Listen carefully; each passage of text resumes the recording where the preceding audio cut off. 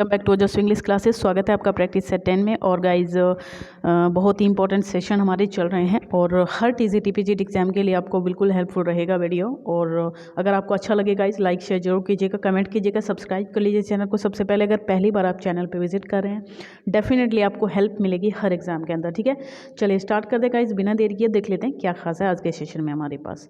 ये रहा पहला क्वेश्चन स्क्रीन पर, where is Macbeth's castle located.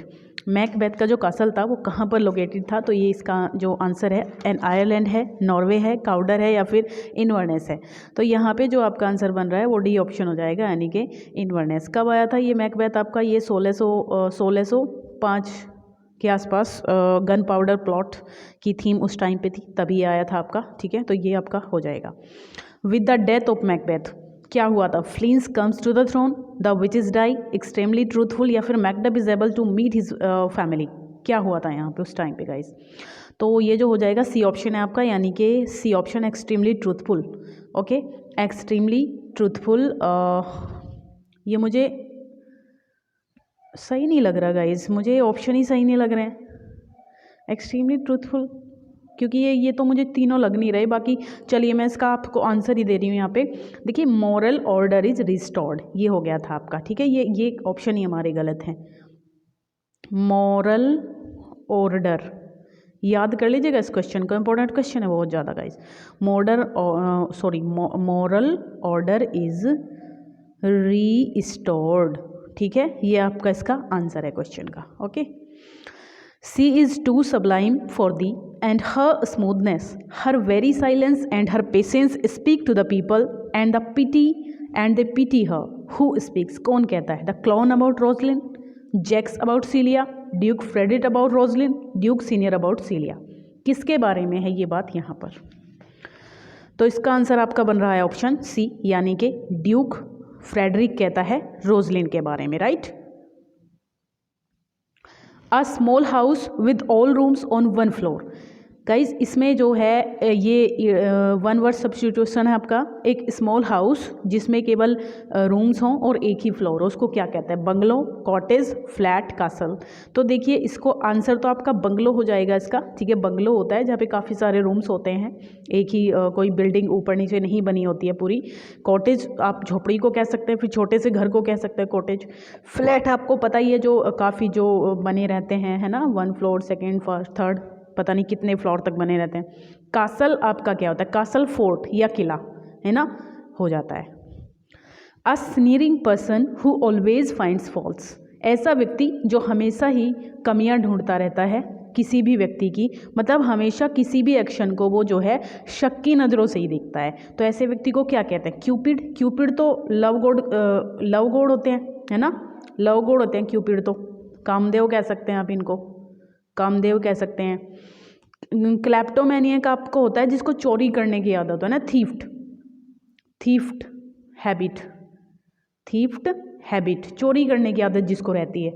Scenic हो जाएगा इसका आंसर, सी ऑप्शन। और क्रॉन क्या होता है? क्रॉन होती है एक ओल्ड अगली वुमेन। ठीक है गाइस, स्क्रीन फिल हो गई है, ज़्यादा नहीं लिख पाऊंगी। A long journey specially by sea. अच्छा देखिए, फ्लाइट, वॉयज, ओडिसी, सफारी, वैसे तो ये ऊपर के तीनों जर्नी से ही रिलेट करते हैं, फ्लाइट भी, वॉयज भी और ओडिसी भी। फ्लाइट आपका स्काई से रिलेट करता हुआ उड़ जाता है, उड़ान हो जाता है इसका। वॉयज भी होता है आपका इसका आंसर। ठीक है, और ओडिसी भी आपकी गाइस होती है, ट्रैवल, लॉन्ग जर्नी होती है, बट ये लैंड की होती है। लेकिन जो पानी वाली, जो समुद्र की जो लॉन्ग जर्नी होती है उसको आप वॉयज कहते हैं। सफारी क्या होता है? अच्छा, सफारी होता है हंटिंग के लिए यात्रा पर निकलना, ट्रैवल करना, हंटिंग के लिए ट्रैवल करना, उसको आप सफारी कहते हैं। The policy of extending a country's empire and influence. किसी भी कंट्री के जो साम्राज्य को फैलाने का जो एक ये पॉलिसी होती है, इसको क्या कहते हैं? तो इसको तो इंपेरियलिज्म कहेंगे, साम्राज्यवाद कहते हैं जिसको, है ना। कैपिटलिज्म क्या होता है? कैपिटलिज्म आपका होता है अपना जो मार्केट है, किसी भी कंट्री का जो मार्केट है उसको वो कितना बड़ा, कितना फैला सकते हैं, उसको आप कैपिटलिज्म कहेंगे। इंटरनेशनलिज्म होगा ये शायद, ये टाइप है यहाँ पे, इंटरनेशनलिज्म आपको पता ही है, अंतर्राष्ट्रीय भावना, अंतर्राष्ट्रीयता। कम्युनिज्म होता है साम्यवाद। ठीक है, इसका जो सीधा मतलब होता है वो होता है साम्यवाद। ठीक, चलिए। A man of lakhs moral, जिसमें मॉरल्स की कमी है। रफियन, लाइसेंसस, पायरेट, वैगोबॉन्ड, बताइए क्या होता है इसका। तो इसका जो आंसर है वो तो आपका लाइसेंसस हो जाएगा, लेक्स मोरल वाले व्यक्ति को। और रफियन आपका होता है एक तरीके से बदमाश व्यक्ति, है ना, रग जिसको कहते हैं ना, एक क्रूड जिसको कहते हैं, तो ये सब इसी के होते हैं। और पायरेट आपका होता है एक अवैध तरीके से जो किसी की चीज़ों को, जैसे कोई नई मूवी लगती है, नई कोई टेप लगती है, सॉन्ग वगैरह, उसको चोरी से मार्केट में आने से पहले ही ब्लैक तरीके से उसकी सप्लाई करना या उसको बेचना जो है पायरेट होता है वो। और वेगोबॉन्ड आपका हो जाता है एक तरीके से एक ऐसी स्त्री, मतलब लेडी जो टूर या फिर ट्रेवल कंपनी में हो, ऐसी लेडी को कहते हैं आप लोग वेगोबॉन्ड। ओके। अब violet mossy stone half hidden from the eye is a quote from the poem. किस पोएम से ये कोट आपको मिलता है? On the ode to duty, Lucy poems, ठीक है, लूसी पोएम्स। फिर है आपका the great linnet, the solitary reaper. कहाँ पर आपको ये पंक्तियाँ आपको कौन सी पोएम के अंदर से मिलती हैं गाइज, ये आपको बताना है। देखिए ये आपका हो जाएगा बी ऑप्शन, यानी कि लूसी पोएम से है। कितनी पोएम थी लूसी पोएम्स में? टोटल 5 पोएम्स थी गाइज। और ये जो लाइन है ये आपकी है she dwelt among the untrodden ways नाम की पोएम से, ठीक है। Emotions recollected in tranquility, the profound philosophy of Wordsworth was rejected by. किसके द्वारा इस फिलोसफी को रिजेक्ट किया गया था? William Hazlitt, T S. Eliot, Ezra Pound या फिर रोनाल्ड बार्थस। किसके द्वारा इसको जो है डिक्लाइन किया गया, या फिर मतलब इसको जो है इसको रिजेक्ट किया गया, डिसेंट किया गया? बी हो जाएगा आपका टी.एस. एलियट, ठीक है। टी.एस. एलियट ने इसको जो है थ्योरी को रिजेक्ट किया था। Emotions recollected in tranquility. Tranquility क्या होती है? शांति, calmness. To me the meanest flower the blows can give thoughts that do often lie too deep for tears. Who said it? John Keats, Alfred Tennyson, P B. Shelley, या फिर इनमें से किसी ने नहीं बोला। तो ये जो आपका बन रहा है आंसर, काफ़ी बढ़िया लाइंस हैं गाइज, इनको याद रखिएगा, इंपॉर्टेंट क्वेश्चन है। पीजीटी 2004 में आपका आ चुका है। और ये डी ऑप्शन बनेगा नन ऑफ द अबव, क्योंकि ये जो है ना ये ऑड इंटीमेशंस ऑफ इमॉर्टैलिटी की लाइन है और वो वर्ड्सवर्थ की हैं, तो यहाँ पे आपका आंसर नन हो जाएगा, ठीक है। इमॉर्टैलिटी ऑड मैं यहाँ पे लिख दे रही हूँ आपका आंसर, ठीक है, इमॉर्टैलिटी ऑड, ठीक है। इंटीमेशंस ऑफ इमॉर्टैलिटी ओड है और विलियम वर्ड्सवर्थ की है to me the meanest flower of the blows can give thoughts, ठीक है, याद रखिएगा। करेक्ट स्पेलिंग बताइए रिमनरेशन की। तो देखिए रिमनरेशन की करेक्ट स्पेलिंग होती है ऑप्शन डी, यानी कि हो जाएगा आपका रिम्यूनरेशन। और रिम्यूनरेशन का मतलब होता है एक तरीके से पारितोषिक देना, रिवॉर्ड देना, ठीक है, या फिर एक तरीके से श्रम जो काम किया जाता है उसके लिए जो उसका हायर होता है, जो उसका मतलब उसको दिया जाता है, उसको भी आप कह सकते हैं। और पारितोषिक या फिर रिवॉर्ड या अवार्ड भी आप कह सकते हैं इसको, ठीक है। करेक्ट स्पेलिंग बतानी है कमिटमेंट की। देखिए कमिटमेंट की होती है COMMITMENT, COMMIT, तो ये आपका सी ऑप्शन में मिल रहा है। कमिटमेंट आपको पता है किसकी होती है। चलिए करेक्ट स्पेलिंग देनी है फुलफिल। फुलफिल की क्या होती है? अच्छा फुलफिल की आपकी आई भी थी है स्पेलिंग, पिछले किसी एग्जाम में आ चुकी है TGT के में ही, तो फुलफिल ऐसी स्पेलिंग भी आ जाती हैं, याद रखिए, है ना। फुलफिल आपका हो जाएगा FULFILL, सी ऑप्शन पे आप इजीली जा सकते हैं, ठीक है। Correct spelling tariff. टैरिफ की भी आ चुकी है गाइस, ये देख लेंगे सारी स्पेलिंग आ चुकी हैं, तो ये आपका बन रहा है टैरिफ, ए ऑप्शन ही बन जाएगा TRIFF टैरिफ। टैरिफ होता है एक तरीके से गाइस टैक्स होता है ना, किसी भी जो एक्सपोर्ट होता है ना, किसी भी तरीके का एक्सपोर्ट इंपोर्ट, उस पर जो टैक्स लगता है उसको टैरिफ कहते हैं, ओके। Correct spelling sedentary. देखिए सीडेंट्री की होती है CEDENTARY, CESEDENTARY, ठीक है, तो सी ऑप्शन मुझे सही लग रहा है। और सीडेंट्री इसका मतलब होता है इनएक्टिव होना, है ना, स्लीपी, जैसे कुछ लोग रहते हैं ना, बैठे रहते हैं, है ना, seated long time, seated for long time, ज़्यादा देर तक बैठना किसी व्यक्ति का, या फिर इनएक्टिव कह सकते हो आप। When Keats writes about the beaker full of the blushful Hippocrene, तो Hippocrene is क्या है? The fountain of the horse, a spring sacred to the muses, Mount Helicon produced from a blow of Pegasus, या फिर both A and B। तो इसमें जो आपका answer है गाइज दोनों हो जाएगा, यानी कि both A and B आप यहाँ पे यूज़ कर सकते हो, राइट। चलिए डी ऑप्शन पे आप जाइए, कोई दिक्कत यहाँ पर नहीं है, ठीक है। चलिए,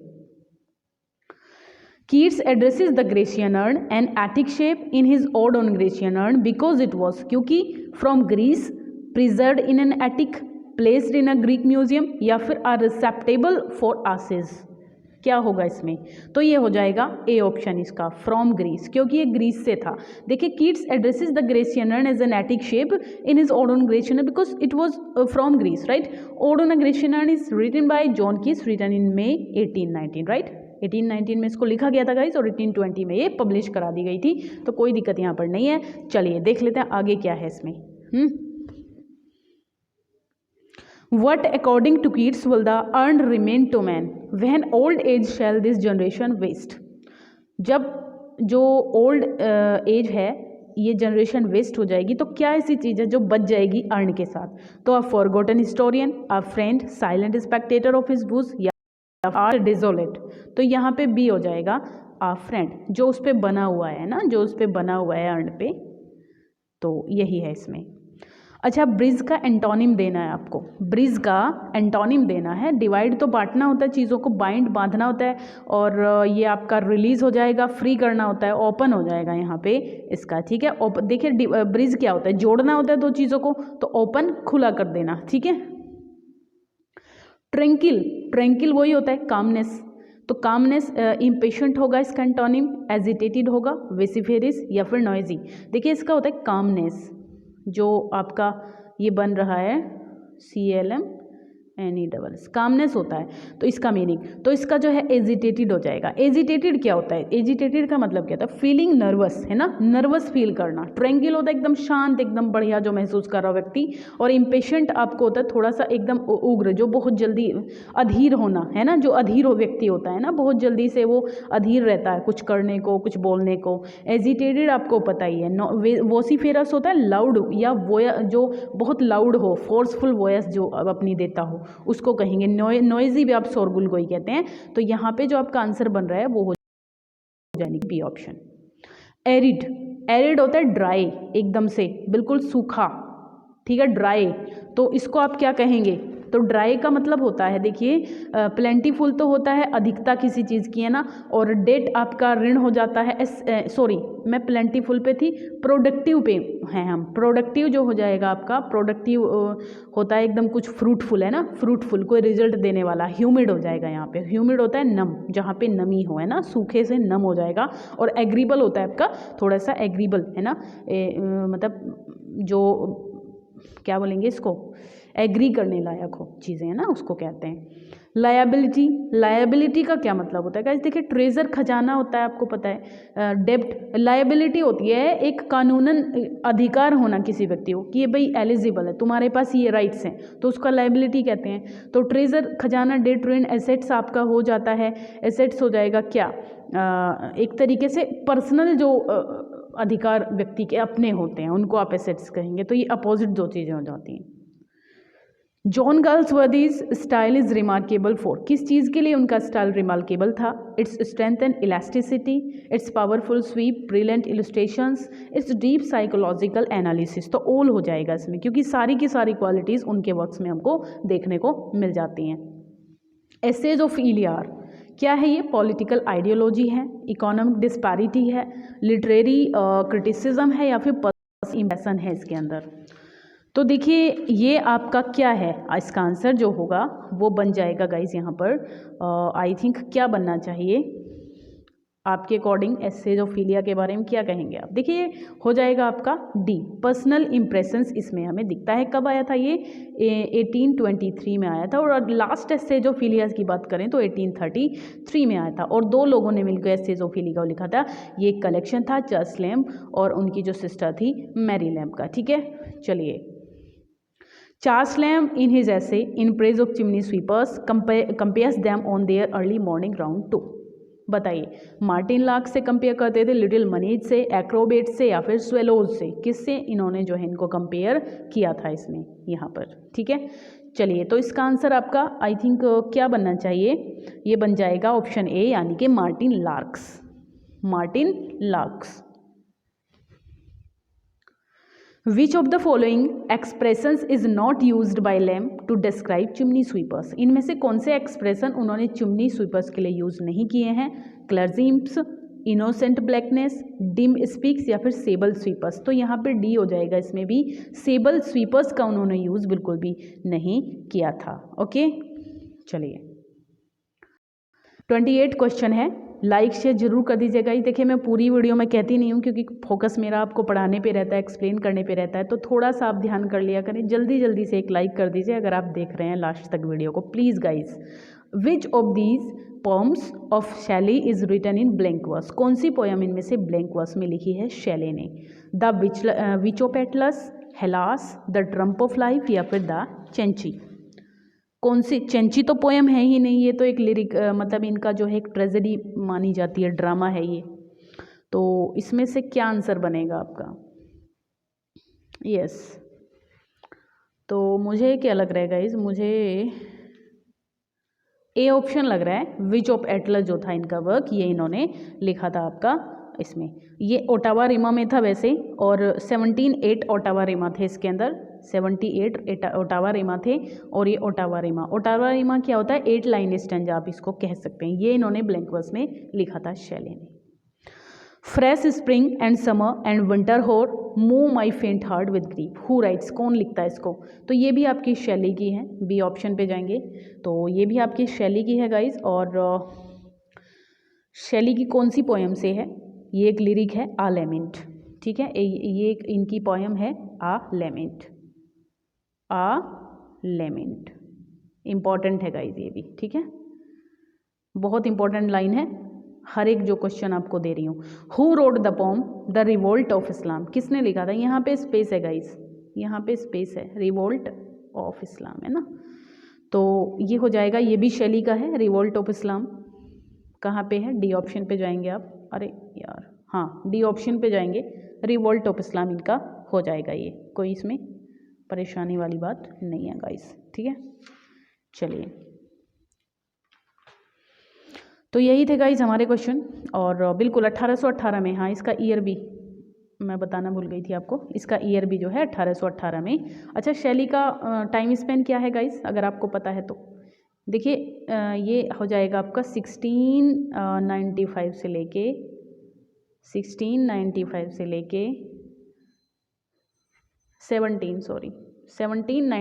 से लेके आपका बन जाएगा 1832, ठीक है ना। ये इनका लाइफ स्पेन था गाइस, 30 साल का इनका रहा है कम से कम। 92, मैं क्या लिख रही हूँ यार, ये तो जॉन कीट्स का था ना, ये जॉन कीट्स का था, जो अभी मैंने 95 आपको बता दिया था, ठीक है। हाँ, इनका 92 से लेके 1822 तक था। और इस जॉन कीट्स की बात करें तो उनका कब से कब तक था?